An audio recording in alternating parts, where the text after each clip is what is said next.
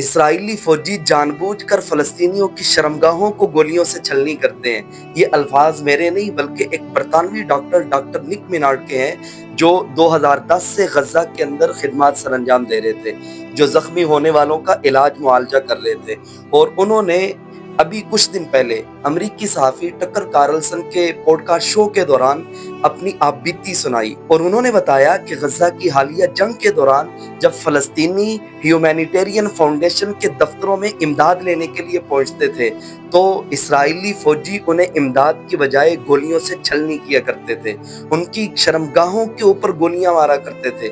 اور انہوں نے بتایا کہ جس دن میں ناصر ہسپتال سے واپس انگلینڈ جا رہا تھا اپنے گھر، تو اس دن 4 بچے لائے گئے، اور ان 4 بچوں کے خصیوں پر، ٹیسٹس کے اوپر اسرائیلی فوجیوں نے گولیاں ماری تھی، ان کی شرمگاہوں کے اوپر گولیاں ماری تھی۔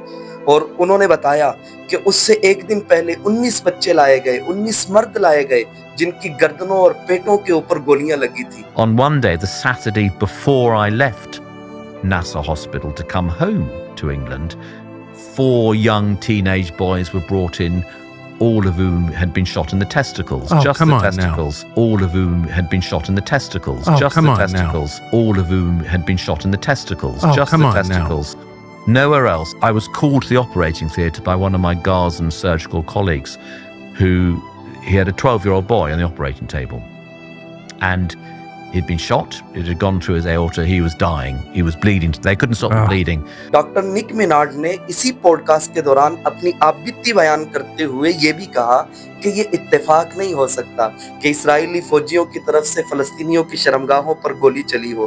یہ اتفاق نہیں ہے، بلکہ روزانہ کی بنیاد پر ایسے فلسطینی لائے جاتے تھے جن کی شرمگاہیں گولیوں سے چھلنی ہوتی تھی، جن کے پیٹ، جن کے گردنیں، جن کے جسم کے مختلف اعضاء گولیوں سے چھلنی ہوتے تھے، اور چھلنی بھی ہیومینیٹیرین فاؤنڈیشن کے دفتروں کے اندر ہوتے تھے۔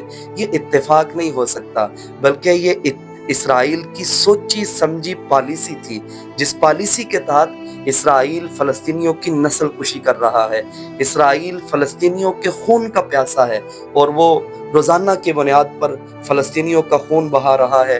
دنیا کی عالمی طاقتیں، دنیا کی بڑی بڑی طاقتیں اور اسلامی ممالک، یہ سارے کے سارے اسرائیل کے اس ظلم کو خاموش تماشائی بن کر دیکھ رہے ہیں۔